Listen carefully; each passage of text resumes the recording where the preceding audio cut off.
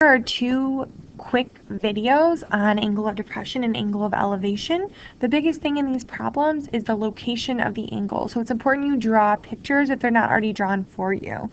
In this first one here, it's drawn for us, and they even did the conversion for us because it tells us that the plane is 10 miles away from the runway, but we're actually going to convert that to feet since we're talking about 15,000 feet in the air. Okay, so we have to multiply that by 10 to get, it's actually 52,800 feet away. Okay, so I started this problem just as I always do. You circle your angle and you label your triangle. You're given information. Why? As soon as I see that I have O and A. When that comes to SOHCAHTOA, I see O and I see A right here when it comes to tangents. All right, I already see that I'm missing an angle. And the biggest thing in this lesson we talked about before with indirect measurement and in general with missing angles is that when you have a missing angle, you're going to be using inverse trig functions. Okay. Inverse trig functions include sine to the -1, cosine to the -1, and tan to the -1, which is not the proper way of saying it. It's inverse sine, inverse cosine, and inverse tangent. Okay, but that's what it looks like written, like this weird little -1 up here. Okay, so I'm going to set up an equation. And I'm going to be using tan since I have my opposite and my adjacent. I'm going to be using tan of my angle, which I don't know, right? And then it equals my opposite over my adjacent. Well, my opposite is 15,000. And that's going to go over my adjacent, which is 52,800. Okay, so as I said, the only way to get x by itself is to inverse tangent both sides. When I do that, these cancel, and I'm left with x equals the inverse tangent of 15,000 divided by 52,800. Once again, come to decimals, make sure you're in degree mode, and you're going to go to functions, inverse tangent of 15,000 divided by 528,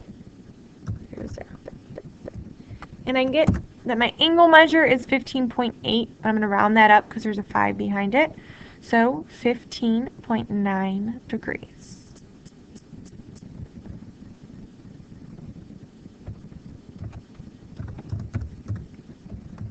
All right. Then when you come down here, we don't have a picture for this one, so it says at a certain time of day, a 4-foot vertical fence post. All you need, like I've always said, is a right triangle. All you ever need in these problems. So here's a right triangle. A 4-foot vertical fence, so here would be my fence. So this is 4 feet. Bam. Cast a shadow of 4 feet. Well, this would be its shadow. And obviously the shadow's not on a diagonal, right? So picture a post here. Like I said, you don't have to draw it. And I cast a 4-foot shadow. Sketch a diagram. Here's my sketch. All I need is a right triangle when I say sketch. And find the angle of elevation. Now this is where it changes. Angle of depression would be up here, correct?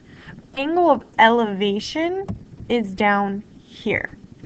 Okay? It's very important to understand this is the angle of elevation. And I'm just going to call that x degrees again. Okay? I don't know. Actually, you know what? I'm going to call that theta. Because I think we're scared of theta, and there's no reason to be scared of theta. Theta is just a Greek symbol. So I'm going to call it theta degrees. And I need to solve for that. Okay, so I'm going to label my triangle. Well, here's my right angle, right? I'm given my opposite and my adjacent, not given my hypotenuse. So once again, what am I going to use in SOHCAHTOA? I'm going to use tan. Tan of theta equals my opposite over my adjacent, which is just 4 over 4, right? So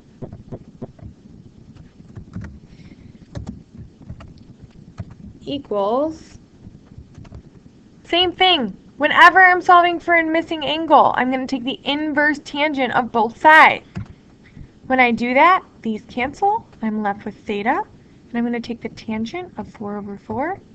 And you let me know what you get for that. Show me tomorrow. Have a great day.